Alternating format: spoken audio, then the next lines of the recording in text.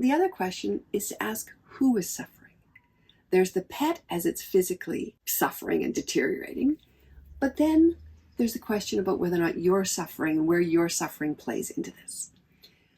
Sometimes people can wait too long to euthanize because they're afraid of how sad they'll be when their pet dies. And they might not be conscious of this, but they're trying to keep the pet alive and alive and alive and alive, not because it's the right thing for the pet, but because they can't bear the thought of the pet dying. So when you're making the decision to euthanize, it's really important that it be about what's happening for the pet, not what's happening for you.